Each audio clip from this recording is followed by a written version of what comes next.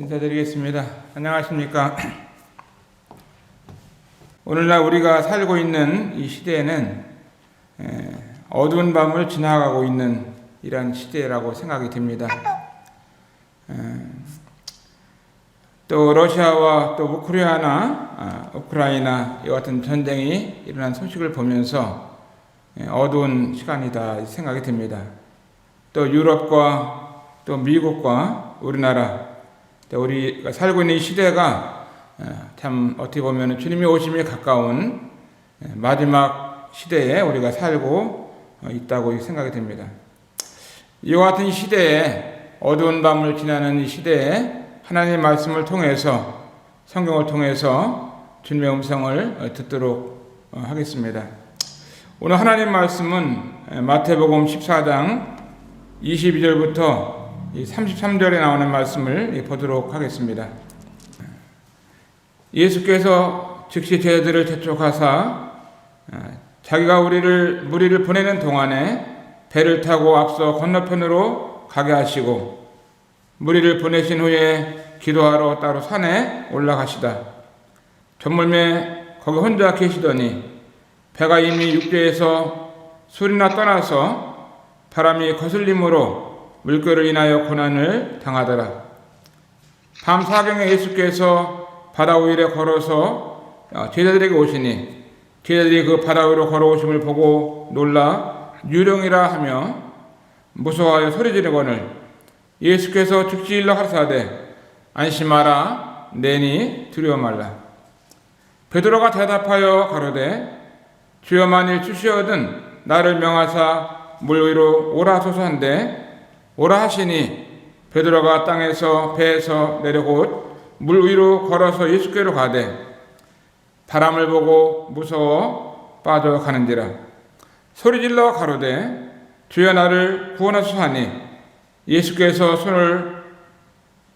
즉시 손을 내밀어 저를 붙잡으시며 가라사대 믿음이 적은 자여 왜 의심하느냐 하시고 배에 함께 오름에 바람이 그치는지라. 배에 있는 사람들이 예수께 절하며 가로되 진실로 하나님의 아들이 소리다 하더라. 오늘 우리들이 읽은 이 말씀을 보면 어두운 밤을 지나는 이 제자들의 모습을 보게 됩니다. 이 하나님의 말씀은 이 마가복음과 또 요한복음 또 마태복음 세 군데 기록이 되어 있습니다. 아주 중요한 주님께서 행하신 놀라운 이와 같은 기적을 여기에 기록해 놓고 있습니다. 22절을 보면은 예수께서 우리로 하여금 배를 타고 건너편으로 가게 하셨다 하는 말씀이 있습니다. 사랑하는 제자들을 이제 먼저 배를 태워서 이제 목적지를 향해서 가게 되는데 이제 풍랑을 만나게 되는 모습을 보게 돼요. 이 전에 있었던 이 기적을 보면은 주님은 이 보리떡 5개와 이제 물고기 2마리를 가지고 5,000명을 먹고 12광지가 남은 이와 같은 놀라운 기적을 주님이 베풀어 주신 다음에 이와 같은 기적이 또 있는 것을 보게 됩니다. 예수님께서 즉시 제자들을 재촉하사 무리를 보내는 동안에 배를 타고 앞서 건너편으로 가게 하셨다. 주님이 가게 하셨던 이 길에 이제 바람이 불고 풍랑이 일어나는 것을 보게 됩니다. 배를 타고 건너가죠. 어떻게 보면 우리 인생이 이 땅을 살아가는 삶이라고 하는 것이 이 배를 타고 가는 것처럼 위험한 바다를 건너가는 것과 같은 것을 보게 됩니다. 저의 삶이나 우리 성도님들의 삶 가운데도 보면은 이제 배를 타고 하는 것처럼 위험한 순간들이 있고 어려운 순간들이 있죠. 주님께서 이제 이렇게 말씀하셔서 참 주님은 언제나 우리를 먼저 이렇게 생각하시는 그때 당시에 제자들을 생각했던 것처럼 주님은 오늘날도 우리를 생각하시는 것입니다. 먼저 가게 하시는 참 부모가 자녀를 생각하는 것처럼 우리 주님께서도 제자들을 생각하셔서 배를 타고 먼저 가라고 말씀하고 있습니다. 자, 이 말씀을 보면서 우리 주님께서 우리를 얼마나 생각하셨으면 그 하늘의 보좌를 뒤로 하시고 이 땅에 내려오셨던 주님을 볼 때 얼마나 하나님은 이 사랑이 많으신가. 또 주님은 이 땅에 오셔서 우리를 위해서 그 갈보리 십자가에서 우리를 위해서 돌아가신 이 사건을 보게 됩니다. 또 주님은 우리를 위해서 이 어두운 밤을 지나가고 있지만 우리를 위해서 다시 데려오러 오시겠다고 약속하신 말씀을 보면서 주님 앞에 감사를 드리고 우리를 위해서 이 땅에 오셨고 우리를 위해서 죽으시고 또 우리를 위해서 부활하시고 우리를 다시 데리러 오시겠다고 약속하신 이 주님을 보면 우리를 늘 생각하시는 이 주님의 말씀을 우리가 보게 됩니다. 23절을 보게 되면은 무리를 보내신 후에 기도하시러 따로 산에 올라가시다. 저물며 거기 혼자 계시다니. 제자를 보내신 다음에 주님은 산으로 가셔서 기도를 하셨습니다. 기도의 삶이 얼마나 중요한지 이 어두운 밤을 지나가는 이 시간 가운데 주님께서는 기도하시러 따로 혼자 산에 올라가셨던 모습을 보면서 기도의 중요성을 우리에게 말씀해 주고 있습니다. 정말 이 만물의 마지막 가까울 때 무엇보다도 우리가 정신을 차리고 깨어 기도하라고 베드로서에 말씀하고 있잖아요. 또 항상 기도하라고 말씀하시고 주님은 아무것도 염려하지 말고 오직 모든 일에 기도와 간구로 너희 구할 것을 감사함으로 하나님께 아뢰라 하면서 우리의 기도를 말씀해 주셨습니다. 이렇게 감사함을 하나님께 아뢰일 때 정말 뭐든지 뛰어난 하나님의 평강이 우리들의 마음과 생각을 지키신다고 주님이 말씀하셨는데 주님은 기도하시러 산으로 올라가셨습니다. 24절에 보면은 때가 이미 육지에서 술이나 떠나서 바람이 거스림으로 물결을 인하여 고난을 당하더라. 배가 이미 육지에서 이 술이나 떠나서 바람이 거슬림으로 물결을 인하여 고난을 당하더라. 우리 인생이 가는 이 길에 고난이 오는 것처럼 사랑하는 이 제자들이 배를 타고 가는 그 길에 이 바람이 불고 이 고난이 시간이 온 것을 보게 돼요. 저녁 때 출발했는데 점점 저녁이 되면서 밤이 되면서 깊은 밤이 되는데 밤을 지나는데도 이 바람이 불고 고난을 당하고 있는 거예요. 이 말씀을 보면서 우리가 어두운 밤을 지나는 이 모습을 생각하게 됩니다. 고난이 없는 사람이 없잖아요. 또 고난이 없는 가정도 없습니다. 또 고난이 없는 교회도 없는 거예요. 인생이 살아간다고 하는 것이 이 고난을 위해서 태어난 이 삶이죠. 그렇지만 하나님께서 우리를 보내시고 하나님이 함께 하시는 이 고난이라고 하는 것은 얼마나 축복인가를, 얼마나 하나님 앞에 이 감사가 되는 것인가를, 하나님의 영광이 나타나는 이와 같은 고난이 우리에게 있는 것입니다. 25절에 보면은 밤 사경에 예수께서 바다 위로 걸어서 제자들에게 오시니, 이 말씀이 저나 여러분들에게 위로가 되기를 바랍니다. 밤 사경이면은 이제 새벽 3시예요. 그런데 그 새벽 3시에 주님께서 이 바다를 걸어오시는 거예요. 걸어오시는. 왜 밤 3시에 주님이 바다 위를 걸어오시느냐? 이 바람을 맞으면서 고난 가운데 있는 이 제자들을 위로하시고 그들을 구하기 위해서 오시는 거예요. 저의 삶 가운데나 여러분의 삶 가운데 어떤 고난이 올 때에 주님은 우리만 고난 혼자 당하는 것이 아니라 주님이 우리를 도우시러 온다고 하는 사실을 보면서 주님 앞에 이 말씀이 얼마나 감사가 되는지 몰라요. 밤 사경에 예수께서 바다 위로 걸어서 제자들에게 오셨다고 하는 거예요.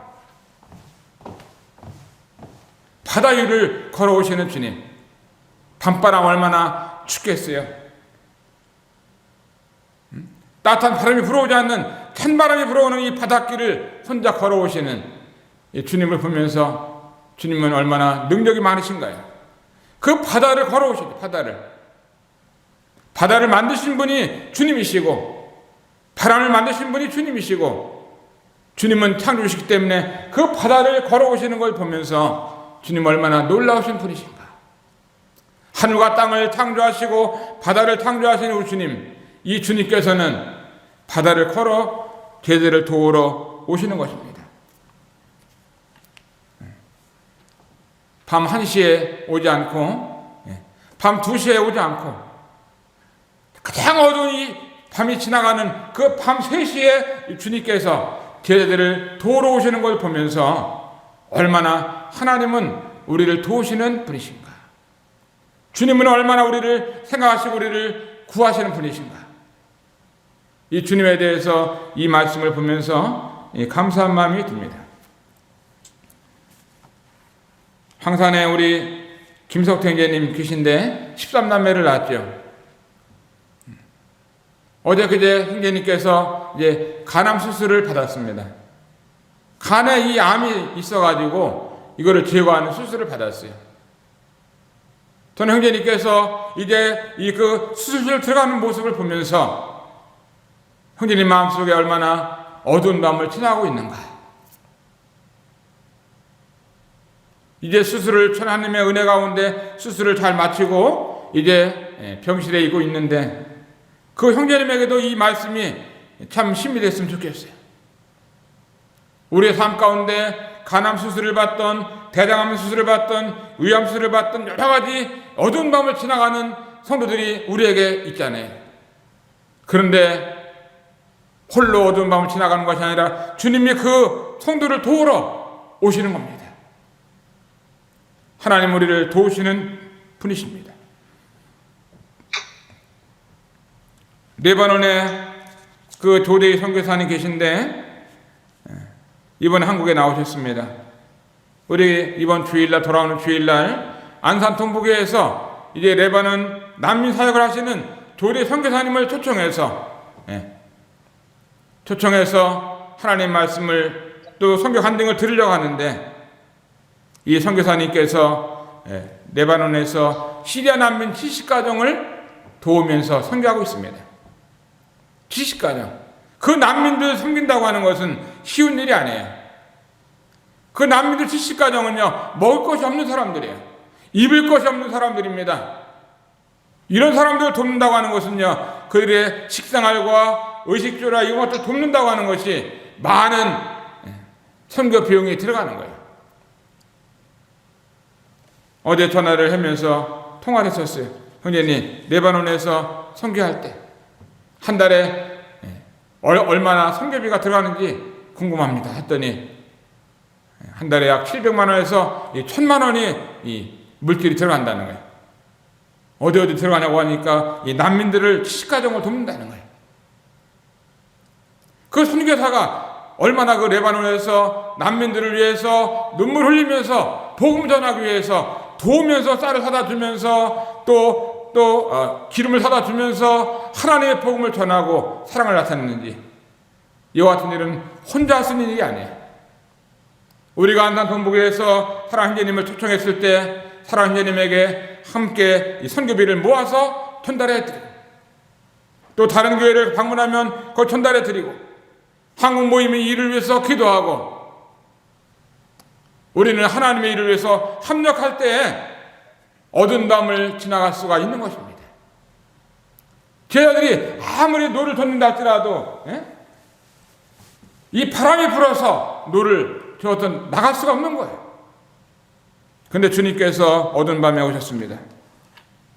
26절에 보면은 제자들이 그 바다 위로 걸어 오심을 보고 놀라 유령이라 하며 무서워하며 소리지는 거는, 자기를 도우러 오시는 예수님을 바라보는 제자들이 예수님을 바라보면서 유령이다!